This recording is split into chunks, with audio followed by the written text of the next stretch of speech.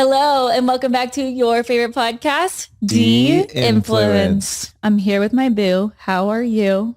I'm good. How are you feeling after that baseball game? I feel like I can breathe again, and that was 6 days ago. Dani didn't really speak to quite literally anyone for about a week. Y'all, I can't even tell you I was a shell of a person. For those of y'all that don't know, I played in the MLB celebrity softball game.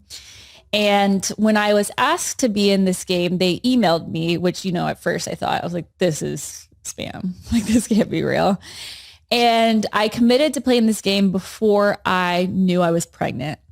So I had every intention in the world of I was like, every day I'm going to be out there hitting balls with my dad. I'm going to go to the batting cages.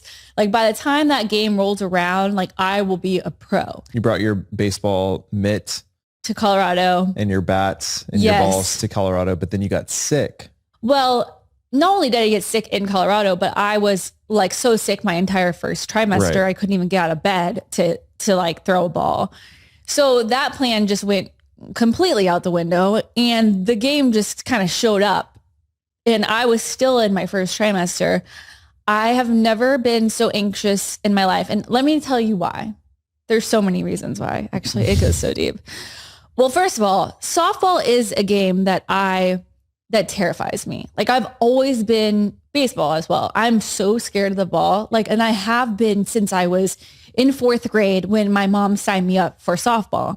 Because, I played every sport in my life, and there's probably not another sport where I'm afraid of the ball like that. And actually lacrosse, I was afraid of the ball too. But they're similar balls. They're hard and small. Lacrosse is scary. Yeah.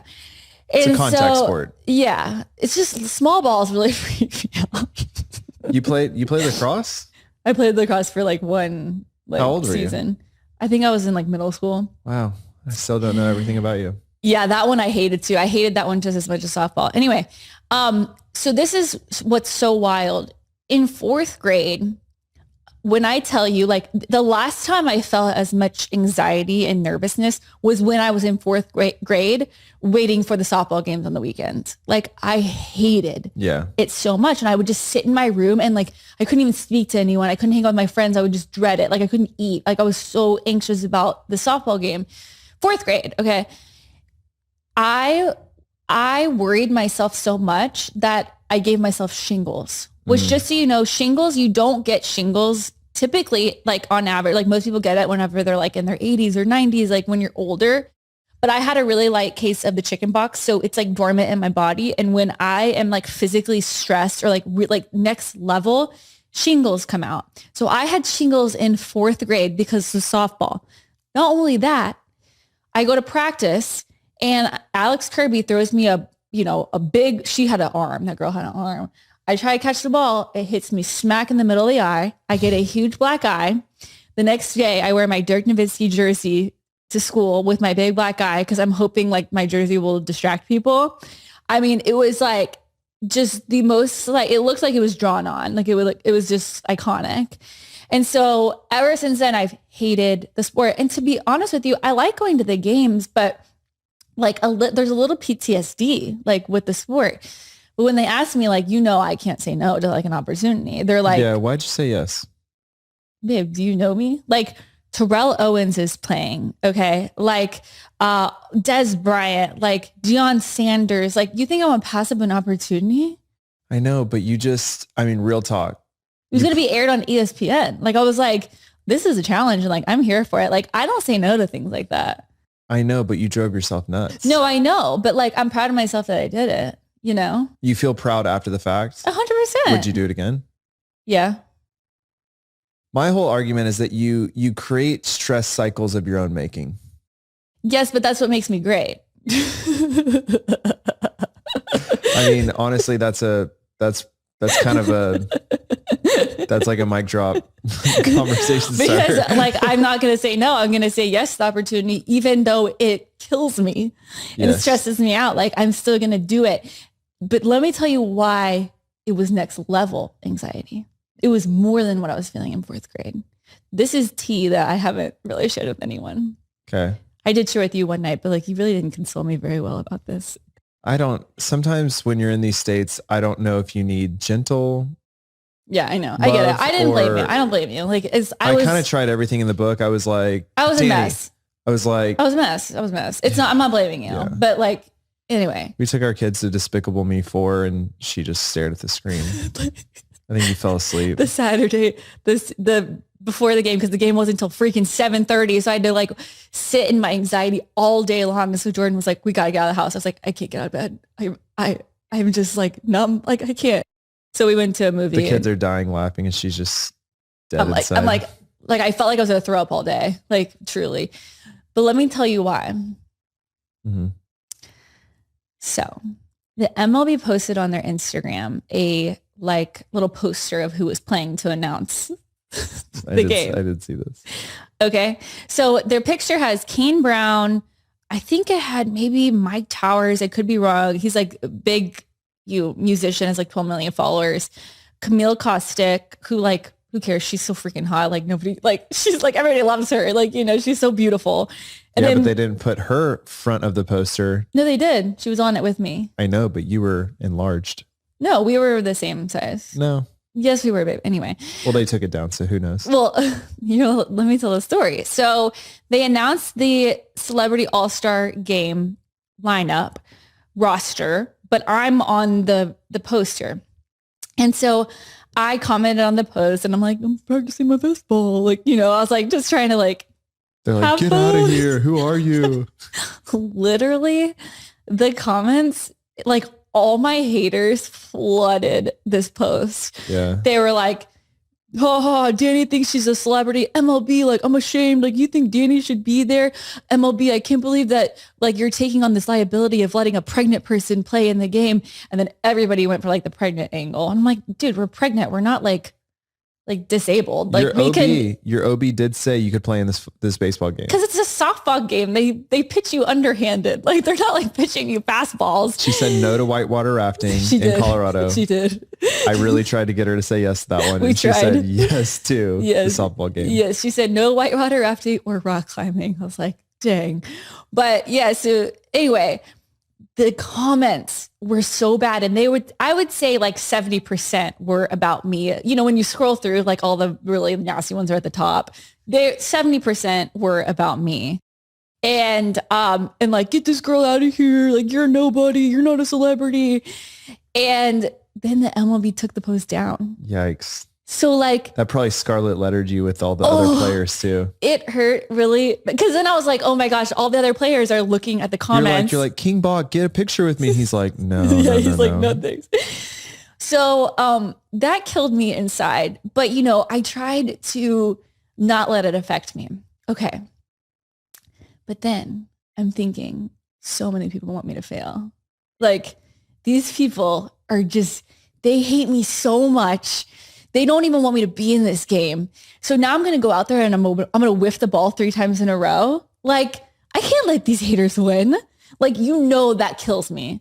Yeah. Like, I can't. And I was like, I have got to hit the freaking ball. And I like, this is for me and all the pregnant women out there. And we are not going to whiff the ball. And it just put so much pressure on myself because I was like, the last thing I'm going to do is whiff the ball every time I go up there and then let my haters win. I'm not saying I'm coming from a healthy mindset. Yeah. Can we talk about these haters for a second? So we've run actual studies on this. Like we have, because the haters come up in our conversations and they motivate Dani so much. Not that much, babe. Like my lovers motivate me more than my haters. I don't think so, because let me quantify this for you. We have run 3-month audits on your DMs, meaning we quantified every single DM that you've gotten. And for 3 months straight, your haters, quote unquote, made up like 0.5, less than 1%. Babe, they had so much power that they got the MLB to take the post down. No, I agree. Like, come on. I agree that negativity is louder on the internet, but in the grand scheme of things, what I told you in the car is you were like, I can't let my haters win. I go, Dani, your haters of 2.3 million people. I don't know the math. I was like, it's like 100 people. I'm sorry that I'm human. Like you would do the same thing. No, I think that the counter argument to this is that this is what Michael Jordan did. He would always make up fake enemies in his head and it like motivated him to be great.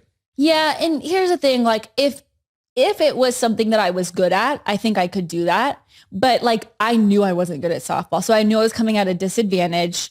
And I knew that like, they were probably like, it was a 50-50 shot. Like it was 50-50. Like if I was going to hit it or not, it was a 50-50 shot. Yeah. But like, I'm not saying that your mental framework that you got going doesn't motivate you to be great, but it's not reality. No, I know. I have problems. No one, even your haters, no one is sitting there and saying, I am watching this on ESPN and I am hoping and praying that Dani strikes out. Oh my God, babe, you're so wrong. People definitely were 100%. No, I think they were upset that you were in it because they didn't deserve, they didn't feel that you deserved to be there. Yeah, but they're not. Yeah, but like, look how great that would have been for like, she doesn't deserve to be there. Look at her. She whiffed the ball 3 times.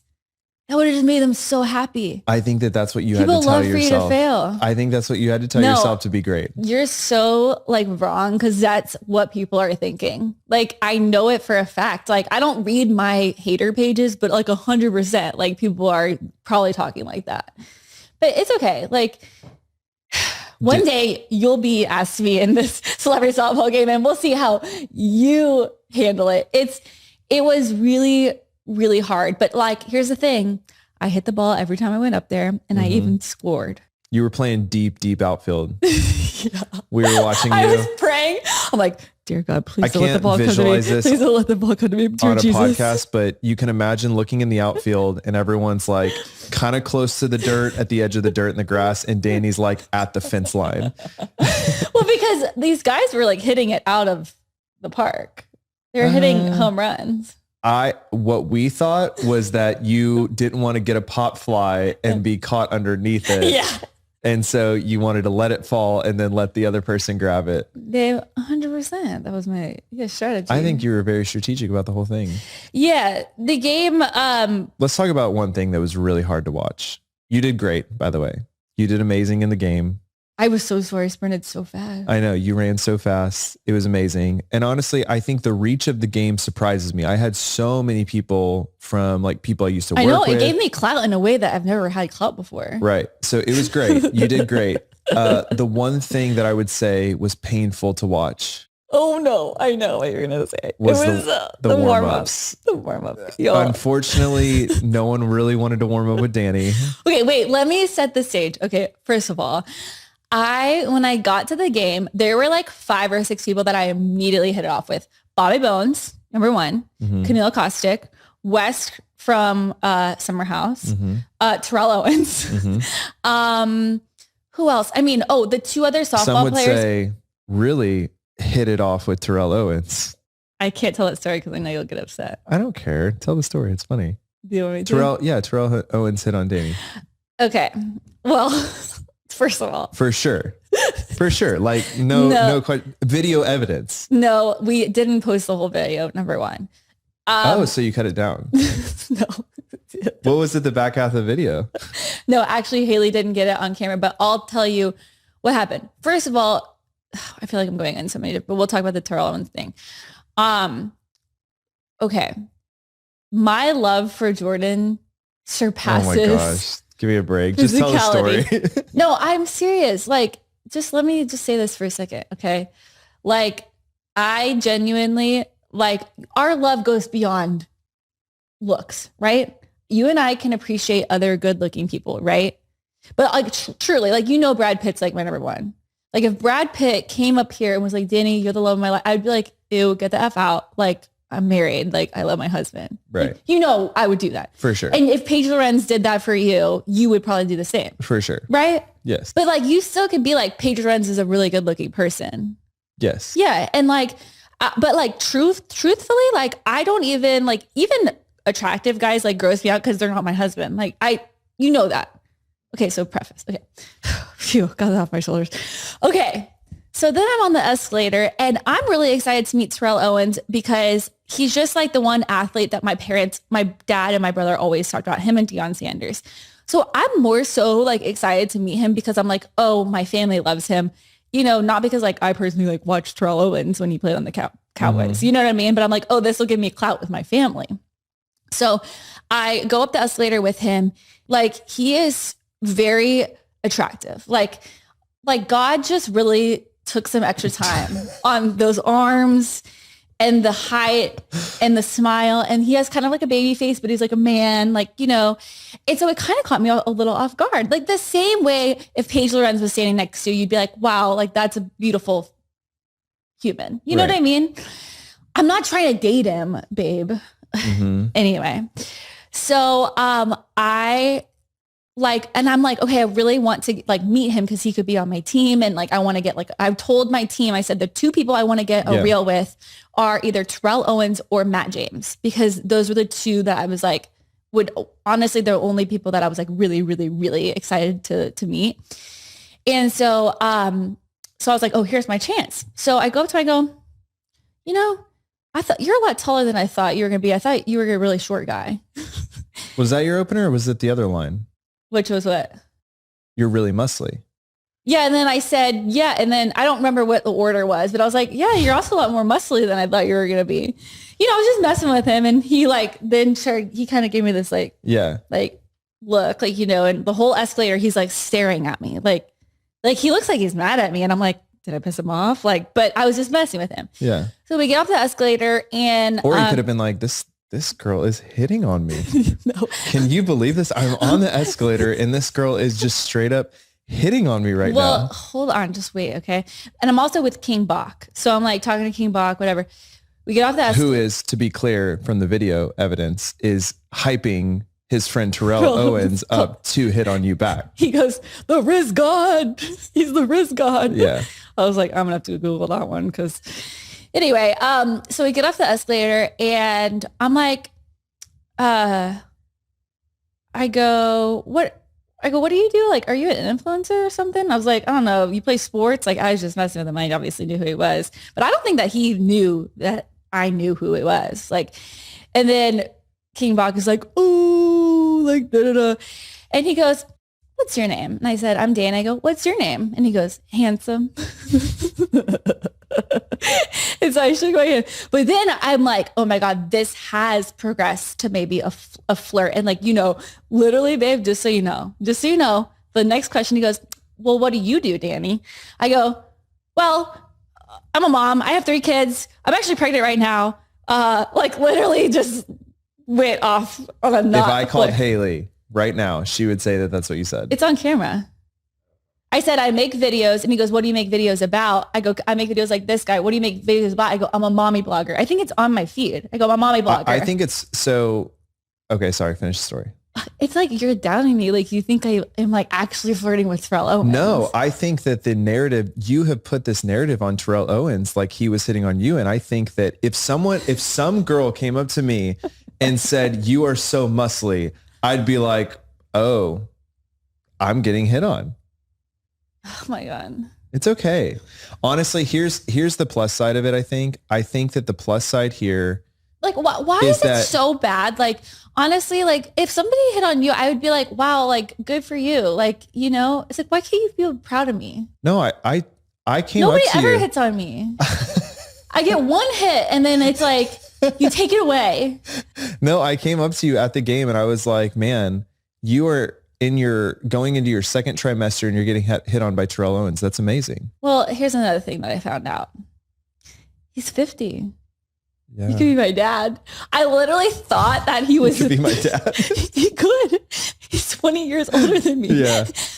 Guys, I swear to you, I thought he was younger than me. I swear to you, like those jeans, like the way he is built, he looks like he is 28 years old. Like I swear to you, it is the craziest scientific thing I've ever seen. The fact that he's 50, like it's wild. Yeah. But anyway, even the way he talks, he acts like he's like a 20-year-old. Like it's crazy. So, anyway, I would be proud of you if somebody hit on you. Well, good. Let me tell you the story then. I'm kidding.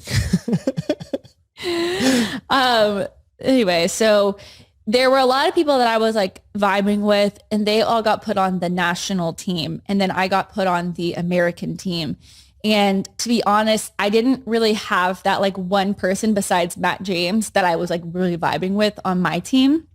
So And I tried really hard, like I was we rode the elevator, we rode the bus. Like I was like sitting by myself, like on my phone and like everybody's talking. It's so hard. Tiffany Haddish, I really wanted to vibe with her, but she vibes with everybody, And so it's like, she's kind of the popular girl. And I'm like, I can't go up to the popular girl. She's kind of like working everybody, King Bach and Tiffany are like making videos together. Like, I don't really know a lot of the other people on my team. I didn't know our coaches. I didn't know.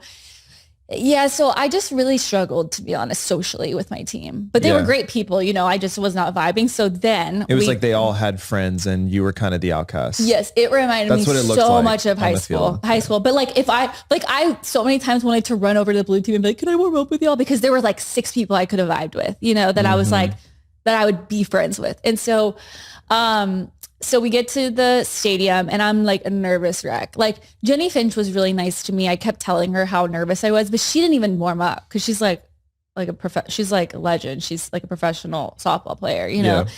And honestly, I'm like, do I want Jenny Finch throwing the ball at me? Like that would be really scary.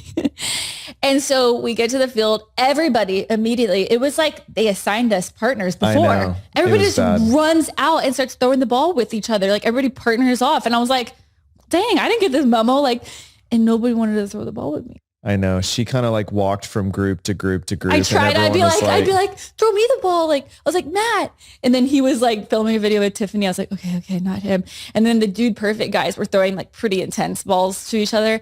And then there was another girl on my team that was like a sports influencer, but like she was really good. And I was like, I'm not going to be in the middle of that. Like she was taking it really serious. And so, I was like, I really have no one right now. So then I go over to, I didn't know who he was, but his shirt said Coach Al, and he wasn't warming up because he was like the assistant coach. And I was like, hi, can you throw the ball with me? And he goes, yeah, I'll throw the ball with you. Literally just like that. And then he threw the ball with me and he was like, he threw the ball for like probably 5 minutes. Like everybody's still warming up and he's like, okay, I think you're good. No, it wasn't 5 minutes. It was like 60 seconds. Right. And I was like, yeah, he just did not want to help. He was busy or something. Do you think the conspiracy is that it was the poster? Maybe 100% now that I think about it. Oh, and then let me tell you another thing that happened. This whole day was just really hard. So we're going through the announcements and they're like announcing like who each player is. And like, I swear to you, okay, I hear, each person like, Kane Brown, musician, Tiffany Haddish, actress or actor, King Bach, comedian. The people that were like influencers that were invited to be a part of the game, they did not call themselves influencers. They said internet personality or comedian or content creator. Well, I'm learning. Don't ever call me an influencer. Yeah. People do not like that. I don't think people like that name. And you can tell me if I'm wrong, but I swear to you, when they announced my name, it was like Dani Austin influencer. People booed. No. I swear, like that's how mentally, like when you are not in a good place or like insecure, like I literally heard it. Yeah. Like I probably created it with my brain. Like your subconscious is now starting to take over. Like this voice in you that says like, you're not good enough. Your haters are going to win. Yada, yada, yada. I heard Dani Austin, boo. Yeah, it's like it's like starting to warp your reality. It's like I'm hallucinating. Yeah, you're like becoming a little schizo. And my heart just sank. My little heart just fluttered away. Yeah, at the beginning of the game, that's tough. It was really tough. I was like, nobody wants to pass the ball with me. The MLB hates me because I'm a liability, and now all the audience is booing me. No, it's true. That did not happen. There was your whole family was there. Our whole team was there. No one heard that. Okay. That makes me feel a little bit better. But I was like, oh, it's because they call me an influencer, not a content creator. Yeah. I was like, we got to get Jenny on the phone. Can they change that? And so anyway, I got to hit the ball twice. Tiffany Haddish opened up our game with some interesting pitches. So we were kind of started like, not in the lead.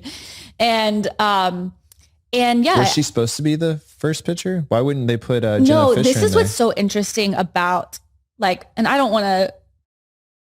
Just do it. It's very interesting how these celebrities work. You know how they say you're only as strong as the strongest person on your team.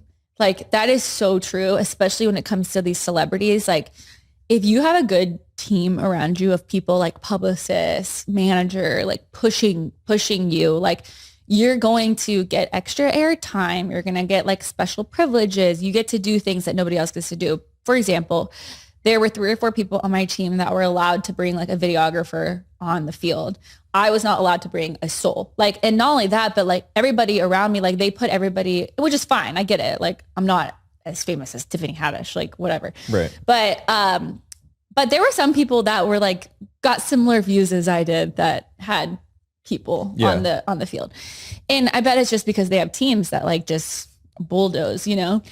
And, but what was really interesting was seeing these teams of people push them out on the field / pushing them to do stunts that got them camera time / like just the way that it was all planned and contrived. Yeah, like King Bach. So if you were at the game, watching the game, it was very strange because King Bach was like laying in the outfield.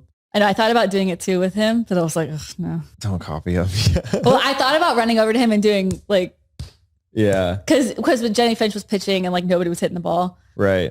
So he started like laying in the outfield and I knew in my mind, I was like, he is so smart. The camera's going to stand to him. He knows that he's going to get clipped. People are going to be like, who's this funny guy? Production. It's like that is kind of why they're at the top because they know how to work media better than anyone. And here's the difference between me and Tiffany Haddish. And this is why she will always be more successful than me, is because when she, like, I went into that game and I was like, okay, I want the best for my team. Like, I want to win. I want to do like, don't put me in because I'll probably like lose the points for everyone. Like, you know, and Tiffany Haddish was like, I don't care. Like, I want the airtime. I'm going to start pitching. She pitched the whole first inning and like that girl can't pitch. Like, yeah. But she got all that airtime. She had this funny stunt where she threw a lime and, you know, everybody, like if you were actually taking the game seriously, like everyone would like take her out, but it's like for the camera time and she got a lot of airtime. And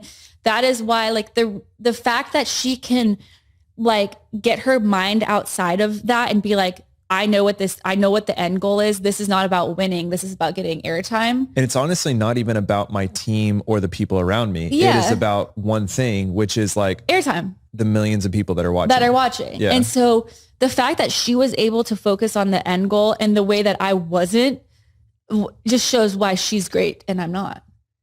People like, and that's the thing is like, it's like people that, are celebrities that get that airtime, that get that attention, even politicians, like that's probably why they all have this like similar conscience where like they don't have one, where they just like are able to push through and do things that the normal average person wouldn't do. Well, it's like an Enneagram 8. Like Enneagram 8s do not think, generally speaking, about like, they're not going to like dwell or feel anxiety about how someone's feeling about something. They're going to be like, here's my decision. I'm moving forward with it.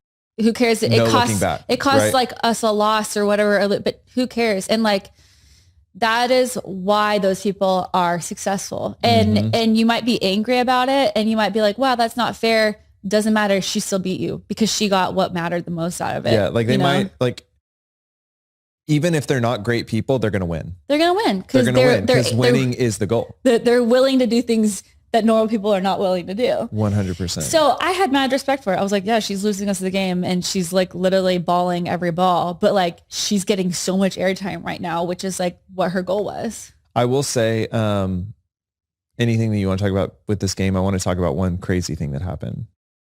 Like, are you going to move on from the game? No, I'm going to talk about how people... like while you were in the game, former president of the United States almost got assassinated. Oh my God, I know. That was crazy to come off the field and hear about. It was crazy. I mean, we were all there and, you know, everyone kind of got it like at the same time in the stands and y'all were kind of like already gone and sort of on the field. Yeah. And I mean, it was really weird to have you walk out and be like, hey, this big thing just happened. Everything's fine, but it was crazy. And I think people thought that you didn't care, but the timing of it literally happened like while you were there. We were on like going to the game or something. Yeah. And we weren't obviously like on our phones. I'm not looking at the news when I'm No, you're like, can I not strike out? like, please just hit the freaking ball. But yeah, that was. Did people talk about it like on the field at all? No, I don't think anybody knew. Right. To be honest. And if they did, I feel like they were just trying to like block it out to finish the game and then deal with it. Cause like nobody brought it up. But no, we were there all day. Like nobody was on their phones looking at anything. No, everyone was kind of working. Yeah, no. It's so crazy. No one talked about it. I was wondering if the like MLB was going to address it at the stadium. No. Yeah, I know. Because he was okay. But like if something would have happened, I think it would have been a very crazy event. Well, the game also wasn't live. That's true. So the social media posts were live, but not, they aired it like on TV 2 days later. So yeah, that was wild though. Yeah. Wow. How about Dude Perfect liking Divvy? Oh yeah. Tyler Tony. Which is like such a fun name to say. Tyler Tony. Yeah, it's such a stage name.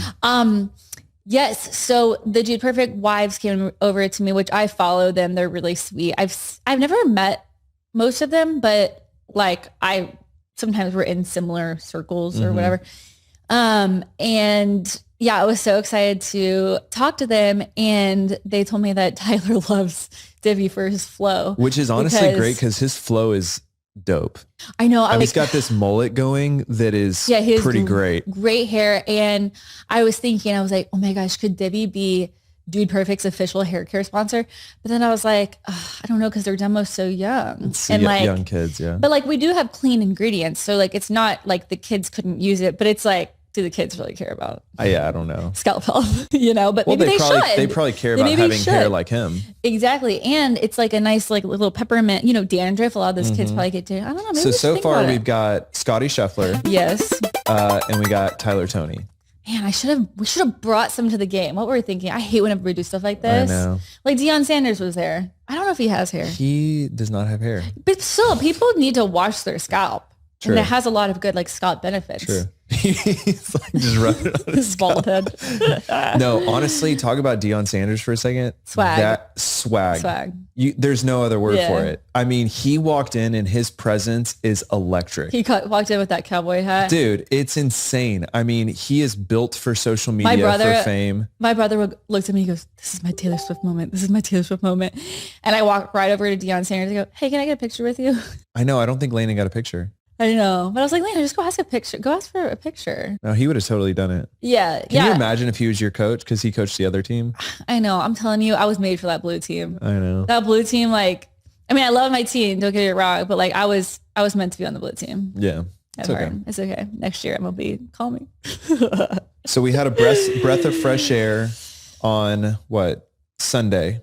Oh, we never talked about Matt James. Okay, let's talk about Matt James. I just want to say one thing about Matt James. Sweet baby. Sweet baby boy. Sweet baby boy. I mean, top 4 nicest people I've ever met in my life. Wow. Who's top 3? Queen Latifah. Fair. Matt James. Okay. You said top 3. Who else has been really nice to me? Whoever does marketing for Tarte, they send me a lot of product.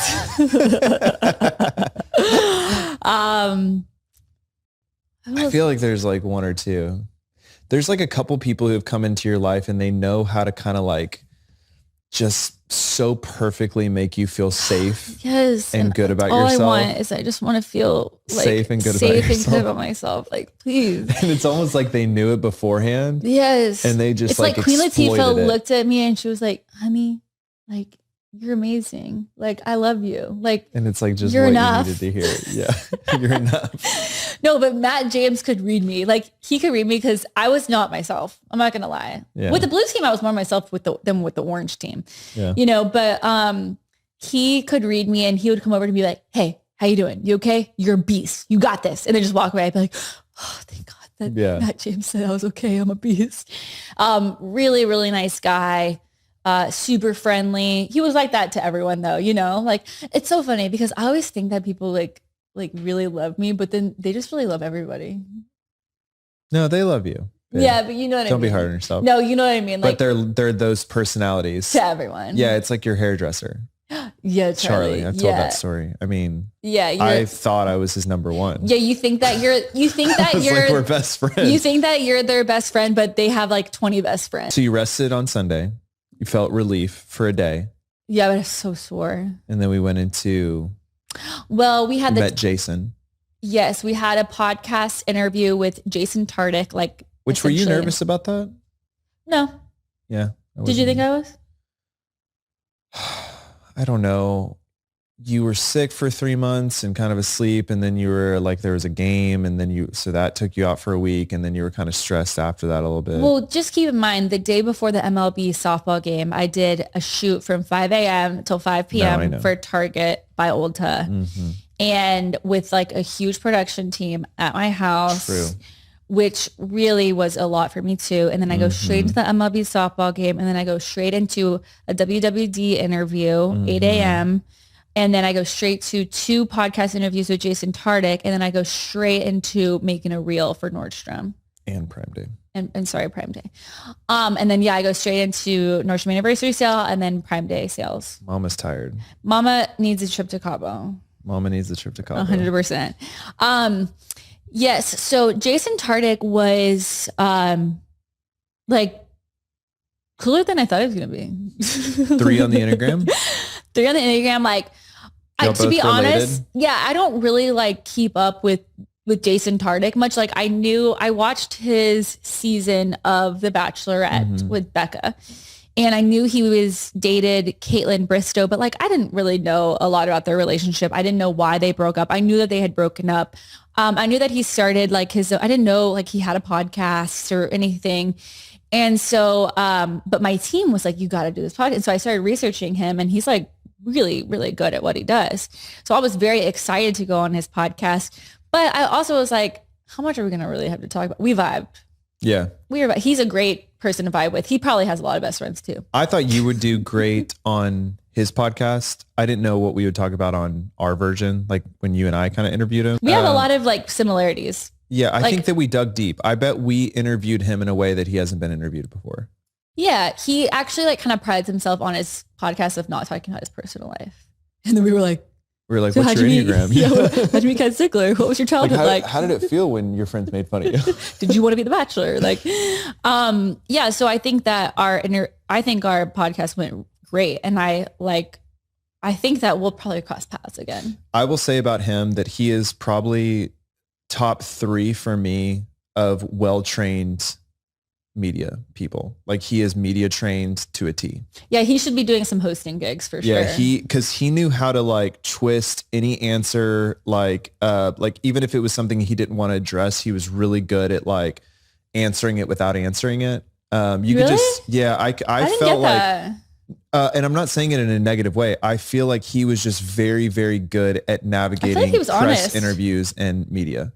I feel like he was like vulnerable and honest, to be honest. No, I'm not saying he wasn't. I'm not saying he wasn't, but I could tell, you can tell when someone's been media trained and when they haven't. And I felt like he was very, very well trained. Interesting. I just thought he was like good at responding. Yeah, maybe. Huh. I don't know. I feel like we got a side of him nobody else got. I agree. He has also very nice teeth. Yes, he does. Did you notice that? Yeah. Good teeth. I can't talk about Terrell Owens' muscles. I can't talk about Jason Tardik's teeth. It's like, are you like blind to all these things? And I guess they're men. Yeah. I was like, oh yeah, he seems like a cool guy. He's taller than I thought he would, but he was taller than I thought too. Yeah. Same, right? Yeah. For some reason, I thought he was shorter. You know who else was taller than I thought he was going to be too for any Summer House fans? West. So he was taller or shorter? Taller, because he was hooking up with Sierra the whole season. And I think Sierra is just really tall. And West is actually probably 6 foot maybe, which you wouldn't think if you watched the season. He looks like the short guy. Anyway. So we did the Jason podcast. That was really great. Divvy lunched in Ulta at Target. Crazy because that was when Divvy had one SKU, my goal was to get it at Ulta by Target. Does it feel like we're in Target? I feel like you and I both have been stressed about so many other things that it like the fact that we're in Target kind of just like happened and we haven't really like high-fived or celebrated about it. Well, these things take so long. Like we knew this was happening months ago, but right. It's just now actually happening. So it doesn't feel like it happened because we've been working on it for like 4 or 5 months. That's true. It's true. It's not like a moment. Like it's like, this has been like a process. I think we should go to Cabo to kind of just like celebrate all these. I think we should go to Target and look at it. Okay. And then go to Cabo. Okay. I can agree to that plan. But all stores, all Ulta by Targets. That's a big deal. Babe, what I'm telling you, it's just wild. It's wild. You know what was the craziest thing to me though? To be honest? How Divi was number 4 on Prime Day. Oh, that too. Yeah. WWD article. That was big. That one. Ulta by Target and WWD like were bucket list for me. And they all happened in 1 week. I know. I feel nothing. I have a problem. I need to go skydiving to feel something.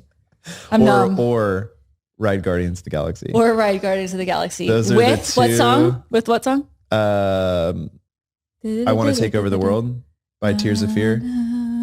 Or Everyone Wants to Rule the World. Yeah, Everyone Wants to Rule the World. Oh, we should just put on that song, baby, jam. Yeah, honestly. In Cabo. Those are with Divi by Ulta. Those are the 2 things that'll just really get your gears going. Yeah. Guardians of the Galaxy only hits like an 8 for me. Like skydiving hits like a 9. I don't know. It's going to hit 10. It might be an illegal drug. You better not skydive too much because then... Well, I can't. I'm pregnant. Well, true. But you'll have to get into like those squirrel suits. Yeah. And then you'll have to get into paragliding. And then you'll have to get go paragliding. Free solo climbing. I'd go paragliding and I would go free just solo because your adrenal climbing. Glands are just always in overdrive. They're shot. They should run a study on me on how social media affects your brain long term. Cause like they've run those studies, babe. You're ignoring the science. No, but like they should run it on me specifically because I've been doing this since I was 19, which is basically a child. So like I went through childhood, like my adolescence and adulthood with those stimulators that are probably like addicting and harmful in so many ways. Yes. And so they should run studies on my like, what do you call it? Adrenal glands or something? Yeah. Like I think it's either adrenal glands or your dopamine receptors. Yeah. We got problems there. I'm telling you. Like my best recommendation is to stay off your phone and don't go into this line of work. You know who, I don't know why, but Justin Bieber's been golfing a lot. So you think I should golf maybe? No, what I'm saying about this is that I just feel like if you and Justin Bieber are in a room together, I feel like I would have a lot to talk about.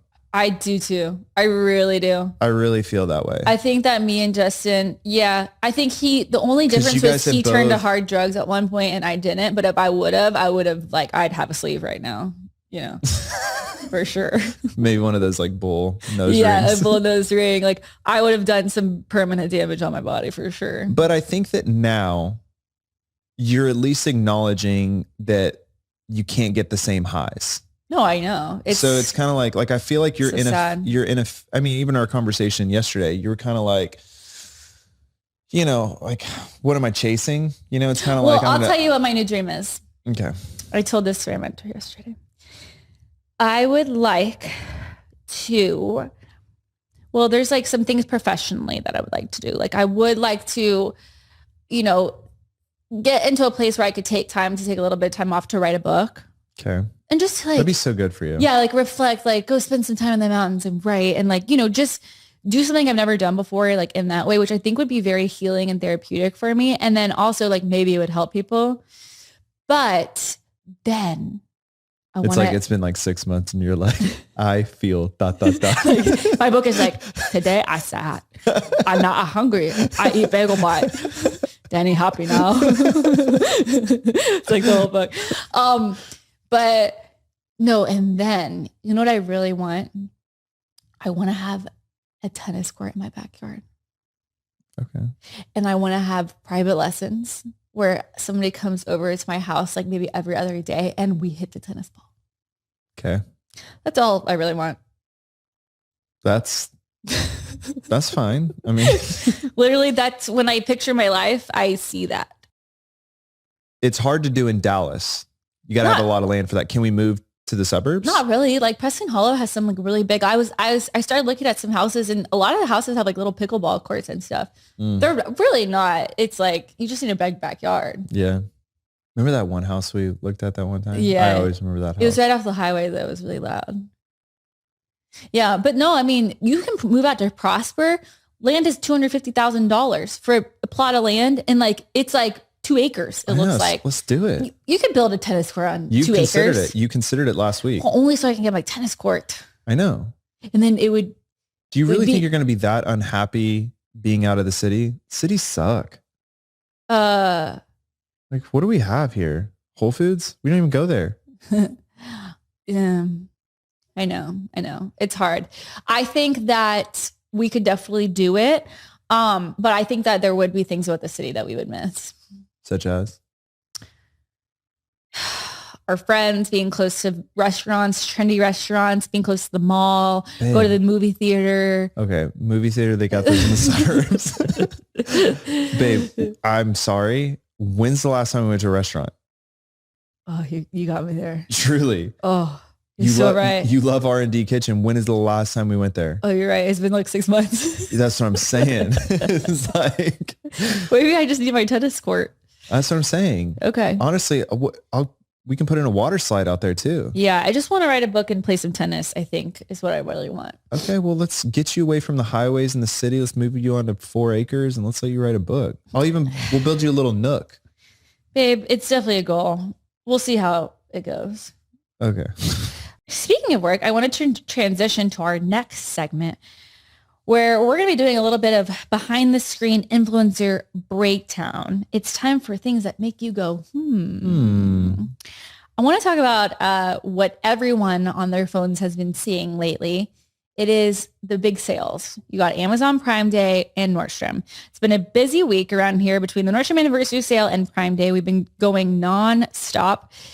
But it got me thinking, a lot of people probably don't understand why some influencers push so hard for Prime Day or the end sale. I thought it'd be interesting to give some insight into why these are so big in the influencing world and the work that goes into them. It is really interesting because I think it has changed a lot. But back in my day, back in 2015, 2016, funny thing is the Nordstrom Anniversary Sale, they didn't have Prime Day at the time, I don't believe.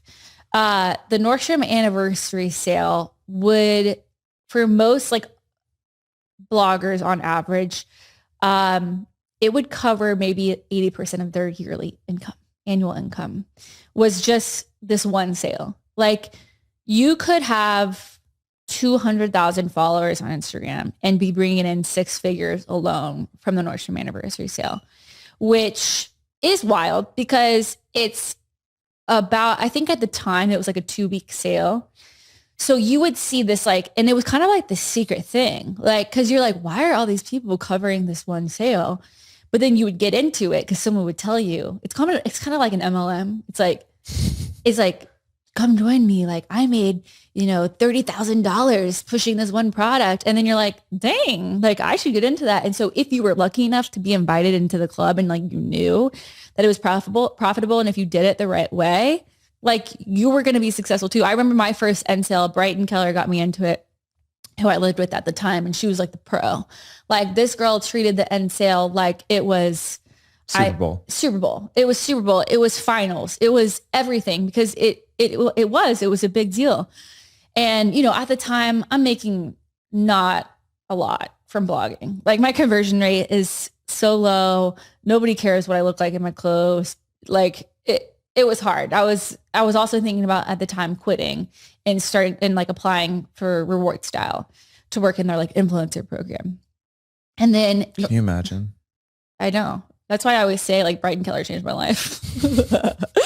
Like without her, I would be on a completely different path. Her and Janine, to be honest. And so I decided to do the end sale with Brighton and learned so much about it. I think the hardest thing for me those early days was the investment on the front end because you would have to buy so many clothes. And like there have been years where I've invested 20 grand into the clothes.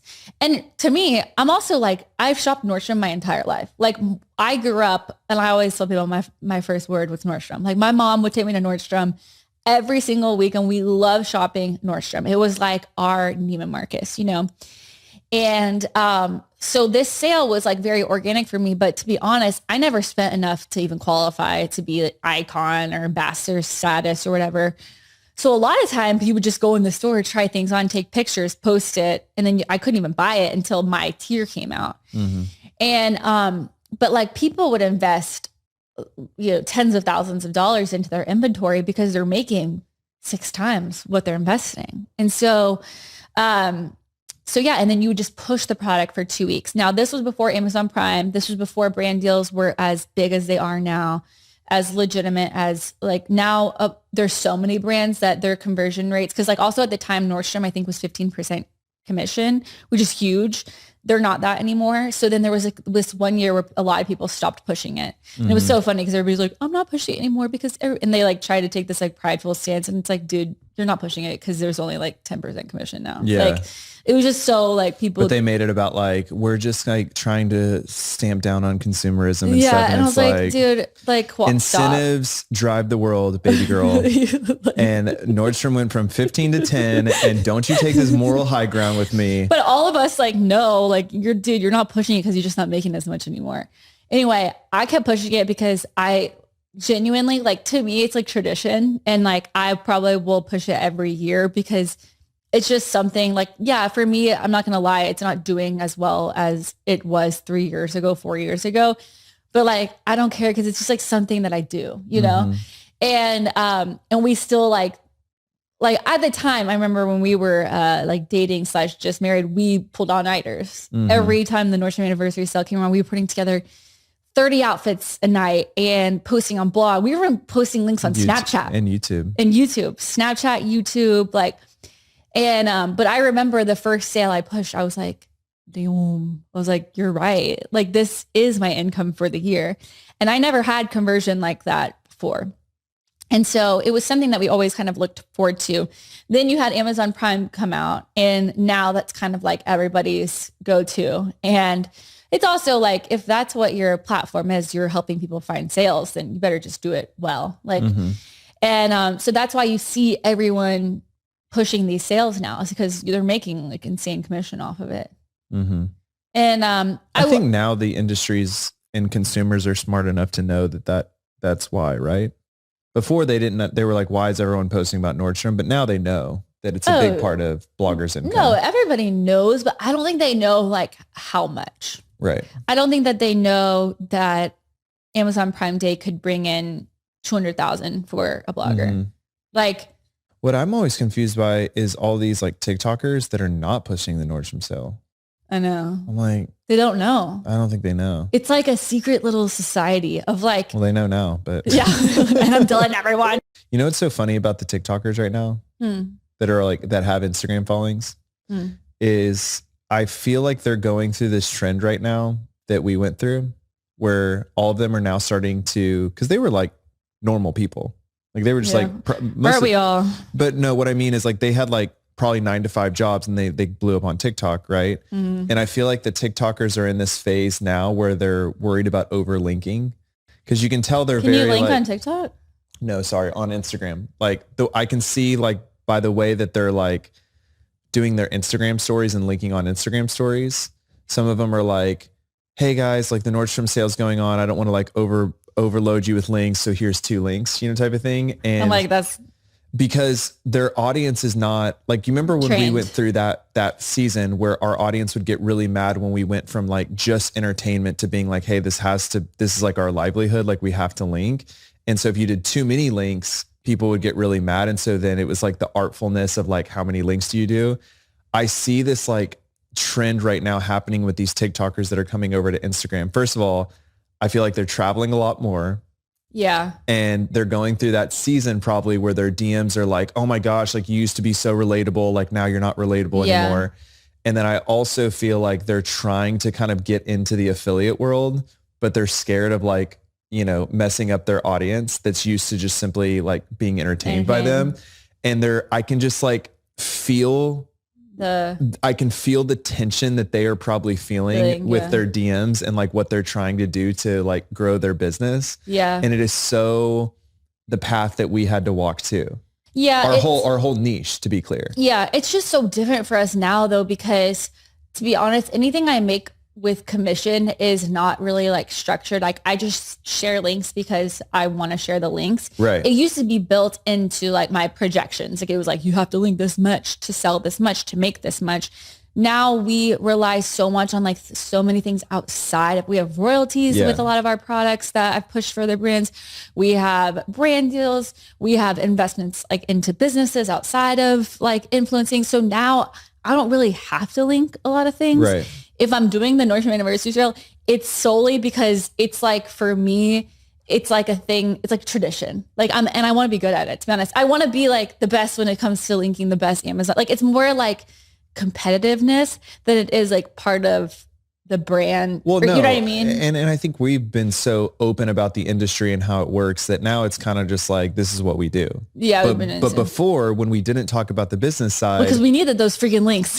We needed the links. It was such a navigation. And I like, again, like I see so many of these couples specifically on TikTok. They're like, guys, we're moving. Like they're moving so much. And like, you can tell they're probably trying to diversify into real estate, but they're trying to wrap it in this pretty bow of like, oh, well, we bought this for our parents. Or you remember like, this happened in our niche too. And everyone was like, I don't know how to navigate. Have you noticed we're the only ones that have like lived in our house as long as we have? If you look at like all the other like mom bloggers. True. That's true. We've lived in our house like the longest. Everybody's like moved like 2 or 3 times. That's true. You know? Yeah. Look at us. Look at us. I don't know what that means about us. We're so relatable. Oh my gosh. We haven't moved in 5 years. Can you believe it? No, it's funny because I want to move. So it's like, anyway. Why do you think that the mommy bloggers, let's call them TikTokers and mommy bloggers, why do you think the mommy bloggers link so much more than the TikTokers? Because there's different types of influencers. So you have people that push sales, try on hauls, products, deals. Like I think of Allie Hunter, like she is an Amazon girl and she finds the best deals for you. Like that is her And people niche. don't really know a lot about her personal life. Yeah. Yeah. And then you have people that are like strictly lifestyle or storytelling and they're just there for entertainment, funny videos. For me, it's always like finding the balance in between. More so because I want to be all things for all people. True. Which is a struggle. But to me personally, like what I love about what I do is probably more of the entertainment storytelling.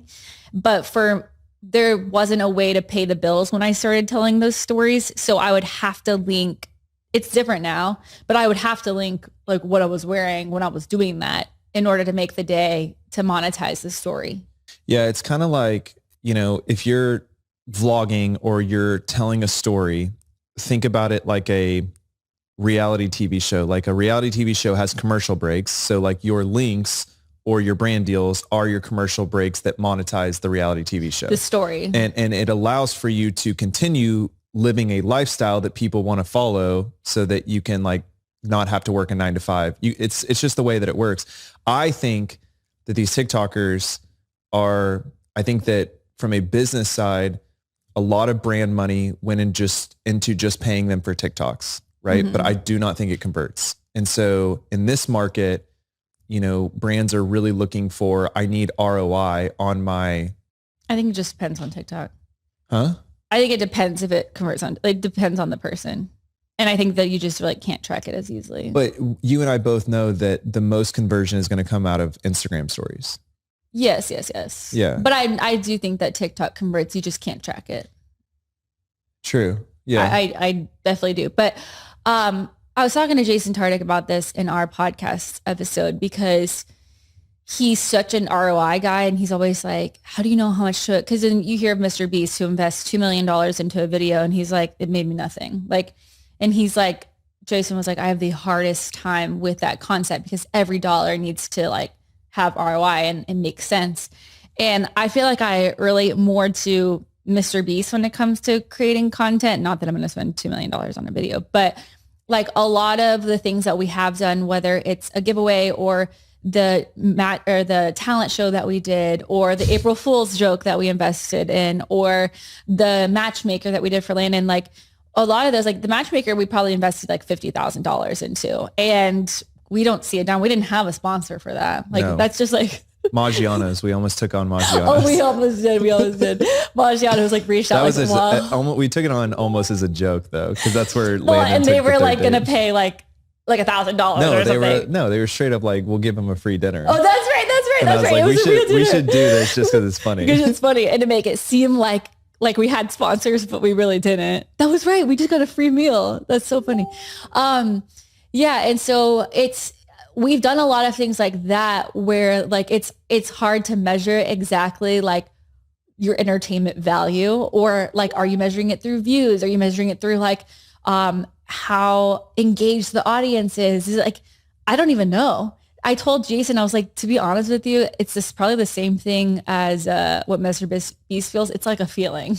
It is a feeling. It's like a feeling of like creating something really cool and then like getting people excited about it and knowing that they want to come back for more entertainment. Like that's the only way to measure it. And I don't even know how to measure that. Yeah, I think for us, it's more of a thrill of the originality and the innovation of the ideas. 100%. Like, the thrill of the originality, yes. People don't know this, but like, when you're running Divi has a set marketing budget. And there have been, I think almost for every campaign launch. We put money into it ourselves. Every campaign launch, they're like, here's Dani, here's your budget. I'm like, no. And we're like, that's not going to work. And so we will front our own money just to make the idea and the launch what we want it to be. We fronted a lot of our own money for he was asking me like, what's the craziest amount you've probably spent on like a stunt? And I was Talent like, show, 100%. How much did we spend on that? I don't remember. We gave away, how much did we give away? 20,000, 50,000? I think we gave away 25,000. 25,000. It's either that or Cabo. I was going to say, I think we spent over 6 figures for Cabo. We for sure did. Or 100,000. And that one's tricky because like that was when, we weren't like budgeting for Divi. We were just like, all right, this will be fun. Let's run this like we run our influencer business. Like we'll put this out. It was literally on the team for Divi. Me and you. No, yeah. Well, we brought the Dani Austin team to run. And it was our first influencer trip. And we didn't actually invite influencers. We invited our audience. So it's not like we were getting the ROI with like posts either. No, we literally just gave away a $100,000 trip. Yeah. We were like, hey, we want to invite customers. We loved the heart of the story. We loved the originality of it. And we were like, hey, we're going to gamble $100K and hope that this like drives brand awareness for Divi. But you never know if it does. It's just a feeling. Yeah. It's fun. Maybe honestly, like we should start gambling more again with like bigger ideas. Yeah, I know. It's just like, honestly, it's like the pregnancy and like, the softball game. It's like all these things. But like, I think second trimester. This is a good exercise. If you had $150,000 right now for a Divi campaign, what would you do? Well, I have to be honest, okay? Like, because I'm always honest. We've never done anything with influencers before, like big. So I would be curious to see like if we did something more traditional with like a traditional influencer. Which one? Alex Earl. I know. I feel like she's your like queen. It's like until we get Alex Earl involved in Divi, it's like you will not feel like the I know. Or Olivia Culpo.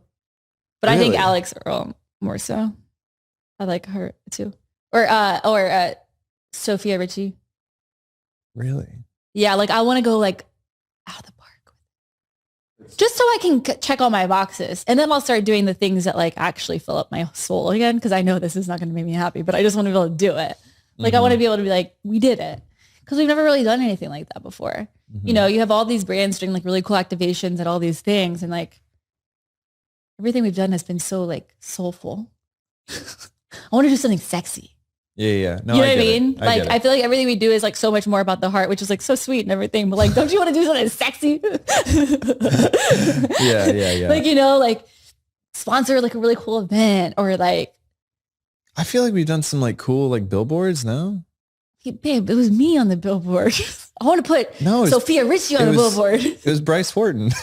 Oh yeah, we did that. That's Times Square. That was so sweet though. He cried when he saw it. Yeah, like, it was sweet. You're you know, right. you know what I mean? Hard. Like yeah, we've done a lot of storytelling. I want a sexy moment. Be like Kylie Jenner. Yes, that's what I'm talking about. Kylie Jenner. That's just scalp like serum or dry shampoo. Yes, like I want to try and see what that does because we've never really done that before. Mm-hmm. But then, you know, we'll always keep the heart because that's just where it is. But like, yeah, I need a sex appeal.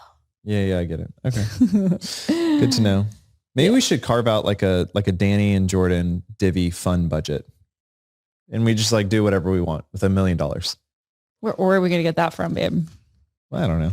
Find it. I know where we're going to get for our ads on our podcast. Speaking of which we will be honest, are not generating $1 million.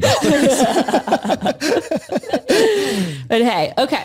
People are probably like, oh my gosh, they're making so much money from the podcast. And let me just tell you, no, we are investing. This is a passion project. This is a passion project that is very therapeutic for us, but this is not carrying the P&L whatsoever. Podcasting is interesting. There's not a lot of money in it. That's for sure. No. But honestly, it's one of my favorite things that we do. And now that we don't fight so much or we're not so nervous to film, I feel like it's like really good for us. Yeah. But not that we were fighting a lot. We were fighting because of the podcast because we couldn't figure out our rhythm. Right. But now it's so much easier. Well, see, don't you love when we try new things and we get better? Yeah. Kind of like the MLB softball game. Babe, I try things. I know. Are new, I just don't like when people say you shouldn't have played in the game. What I'm trying to get you to acknowledge is that when you say yes to hard things, there are repercussions that we all feel around you. Okay. So just a little bit of sensitivity and maybe empathy around that. Fair. I lost my wife for essentially 2 weeks. Fair. And I apologize. It's okay. As long as you're feeling accomplished. Did it do anything to your adrenal glands? I felt something. Did it give you a rush? I felt something when I hit that second ball. I bet it was so momentary though. Oh, I told those little haters, I was like, oh, this is for all the pregnant people out there, you little haters. Mm-hmm. Yeah, I can go to bed. I went to bed peacefully that night for sure. Yeah. I honestly felt bad for my haters. Mm-hmm. I was like, I know you guys wanted me to fail and I know that you can't go to bed tonight, but I can. That's exactly. And that's all I wanted. That's all I wanted. You kept 5 people who hate you. And I'm up at night. And that's you know how we sleep. And I'm sorry that you couldn't sleep. Mm-hmm. Anyway, one of my favorite kids brands is Haya. Haya's like, can you maybe like not put our ad placement next to such negative conversations? Such animosity. One of my favorite kids brands is Haya, the pediatrician approved super powered chewable vitamin. The founders are dads who were shocked to learn what ingredients were in most children's vitamins. They spent 3 years curating top pediatricians, nutritionists, scientists, and parents to formulate a super powered chewable made with 15 essential vitamins and minerals, while also including a blend of 12 fruits and veggies. The result is Haya, a daily children's vitamin that's supercharged to help fill in the gaps, and always with 0 added sugar and 0 gummy junk, so you can be confident your kids are getting the full body nourishment they need to grow into healthy adults. They now offer a kids daily multivitamin, a kids daily probiotic, and a kids bedtime essentials vitamin. I love knowing that when I give those to Stella and Stratton, there aren't those terrible ingredients in there that actually end up doing more harm than good. I'm also a sucker for good packaging, and Haya's branding is super cute and fun for the kiddos. You get these cool bottles plus stickers with your first order, and they send you eco-friendly refills every month. Also, what's really fun is Stella and Stratton think that these are candies. So you can also bribe your kids with vitamins, which is a really fun thing to do. Of course, I have a code for y'all. Receive 50% off your first order. To claim this deal, you must go to hiyahealth.com/DaniAustin. This deal is not available on the regular website. Go to hiyahealth.com/DaniAustin and get your kids the full body nourishment they need to grow into healthy adults. These influencers be making lots of money off of things that we don't know about, and that makes you go, Your haters are like, thank you. Thank you. This is what we've been trying to say. Topic number 2, what to expect when you're expecting. I want to briefly go over this topic because I think this will make you definitely go, But now that my first trimester symptoms have somewhat eased, to be honest, I still get really nauseous. I still have really crazy food aversions. What did I get up and eat last night? I actually don't know. You don't know? Cheetos? No, in bed. Pickles? I got up and ate pickles. I know. I thought I smelled pickles. Doesn't that mean it's a boy? I don't know. But like I was laying in bed and like, you know me, like once I brush my teeth, I am not eating. I could not stop thinking about pickles. Yeah. So I got up and ate all the pickles in our fridge, every single one of them. And then Cheetos. Yes, you're right. Such a weird. I know. I wanted to go through some of the things women experience when they're pregnant and get your reaction. There's actually a person on TikTok who has just been making a list of these things and nobody talks about that happens to you whenever you're pregnant. And I'm going to go through them. I want you to react to them and see if you even know what they are. Lightning crotch. I don't know what that is. Oh, it's exactly what it sounds like. Lightning in your crotch. Itchy? No. It is like a sharp shooting pain in your crotch. It's like from things moving around. But let me tell you what, I haven't been experiencing the lightning crotch yet. That usually comes towards the end and it is shocking. Like you'll just be sitting there and you're like, ooh, like it's really? Like a sharp, acute pain. Yes, it's lightning in your crotch. Yeah, it's not fun. But let me tell you what I've been experiencing is round ligament pains. Round ligament. So that's these like ligaments like here, I guess. I'm just making this up because it says it's not round ligament in the name of it. But they are insane cramps. Remember I got up the other night and I was like, oh. Yeah. That was a round ligament cramp. It's just like everything stretching out and pushing. Oh, it's so hard. I know. Should we switch off of things like I'm going? I'm kidding. People would, that was for my haters. That was for my haters. That was just to give them some fodder. You're so funny, babe. Let's see. Okay. Feet size growing and hand swelling. Your feet grow. Yes. They swell or they grow in length. Like you're wearing both. You go from like a 10 to 11. First of all, I'm not a size 10, babe. Well, that's my size, but I don't know female size. Yes. Like your feet swell up and a lot of times they don't go back to normal. Wow. One of the many joys of pregnancy. Bleeding gums. Have you noticed that about my gums of pregnancy? Bleeding gums. Have you noticed that about my gums? I think that was your first pregnancy. No, it happens every time I brush my teeth now. You should floss more. And it's always this one. No, it's like a pregnancy symptom. They just bleed like nonstop and they will bleed until you actually give birth and then they like immediately stop. But that happened with my first. It didn't happen with Stratton, but yeah. I have really bad bleeding gums right now. Skin tags, I don't really get those. Those little, they look like they're like 3D, 4D freckles, right? I don't really have those. This is maybe off topic, has nothing to do with your pregnancy, but I noticed that on your butt, that thing, that dent, it's getting a little better. I don't think that has anything to do with my pregnancy. And no, it's not. It's not? No. Man. They atrophied my muscle whenever I got a steroid shot at my butt because they missed. And it's just like so annoying.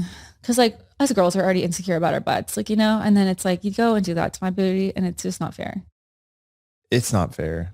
It's not right. It's not right. It's malpractice. We should sue. Women's sweat turning their sheets, bath and clothes blue. That has not happened to me, but I do sweat at night, but I haven't been like sweating as much as I did with my other pregnancies. Cozy Earth, baby. Cozy Earth and 8 Sleep. I cured it. I'm obsessed with very expensive cure. In my Sundays. Don't look up the pricing. Mallory Irvin's pajamas. I've been wearing those every night. Yeah. I'm obsessed with those. Good. Oof, they're so cozy. Metallic mouth. I don't have that. Deodorant stops working. I feel like it never worked for me. Carpal tunnel. No, just my hand hurts from the softball game. The only other thing that I wanted to go through before we move on from this topic is I would like to go through everything I ate yesterday. All right. So yesterday I woke up and I had, I went on a walk with Ellie and then I was craving a bagel, a jalapeno cheese bagel to be exact.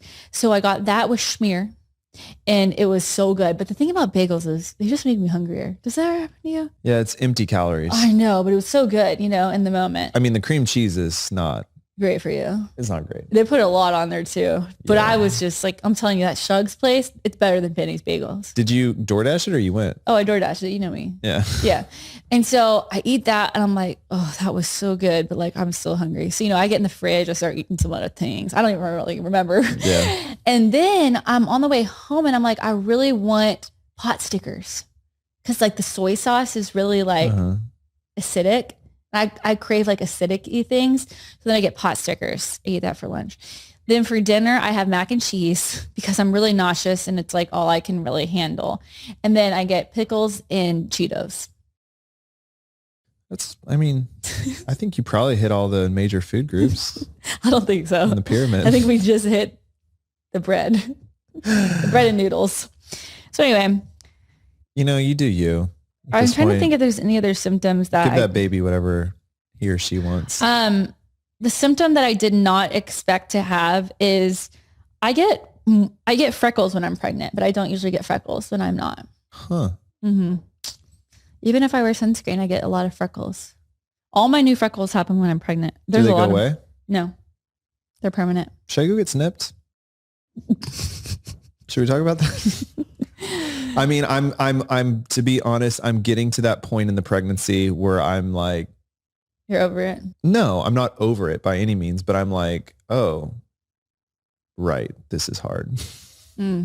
It's hard on you. I remember that now. You remember that phase we always go into? The amnesia sets in. We're like, let's run it back. Yeah. Yeah. And then we're like, this is so beautiful for like a week in London. Yeah. And then you're like, bleh. And then we're like, oh no.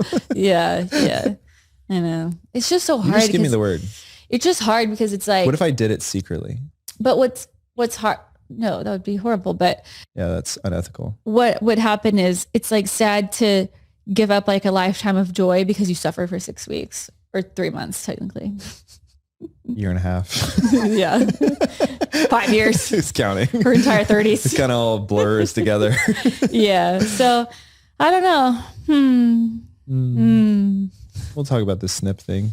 I guess I'll just wrap on one thing. You've had a lot of business success these past 2 weeks. What I think that you're craving is a trip to Cabo with the kids. And I will say, as a mother. You're a mother? Huh? You said as a mother, like you were the mother. No, as a mother, you. Okay, you didn't finish up. You're like, as a mother. As a mother, you are able to really shut it down when you're with our kids. Yeah, I can go hard in the paint with relaxing. I feel like that's the only area that you're really able to shut it down and relax is when you're with our kids, because you're like in that mode. Yeah. Isn't it interesting to you though that like you're such a fierce competitor and driver in your work, but you're kind of like the cool, fun mom? I know, I'm a pushover. Yeah, it's weird how like that switches. Like I'm more strict, I think, on our kids than you are. I know. Do you think that? I think I am. I think you are too. Yeah, I think I am. It's so funny. I always thought I was going to be like the strict, mean mom. Yeah. I'm not at all. No. Stella was throwing a fit this morning over the balloon.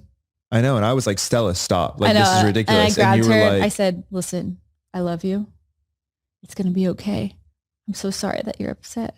I know. Bubba did steal that balloon and that does stink. But I love you. I didn't know that was you being a pushover. I thought that was like this is just like a female to female thing. I know, but I'm just not the mom I thought I would be when it comes to the toughness I thought I was going to have.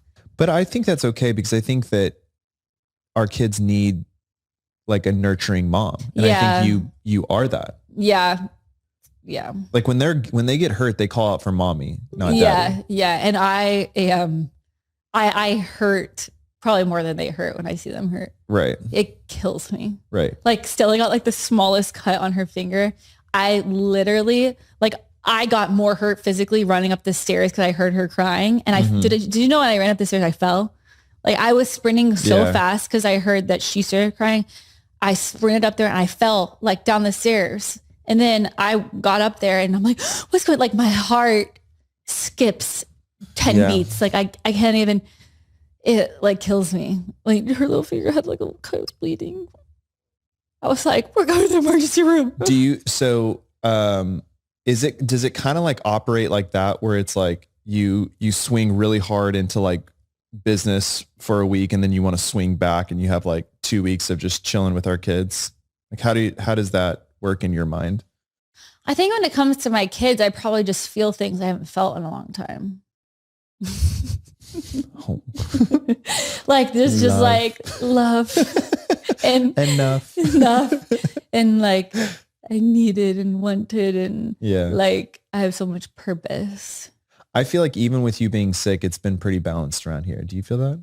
In what way? Like I feel like you've been balanced with work and our kids and even you being sick. I feel like everything's balanced right now. Yeah. I mean, when your kids get older and they're like, mommy, like I want you to take me to gymnastics and I want you to do this and I want you to do that. Like you can't be like, no, like you can be like, no, I'm busy. You're gonna be like, okay, I'm coming. Like, and so it also like, they're just little humans. Like you can't, it's not like having a baby anymore. Mm-hmm. It's like having a true relationship with someone.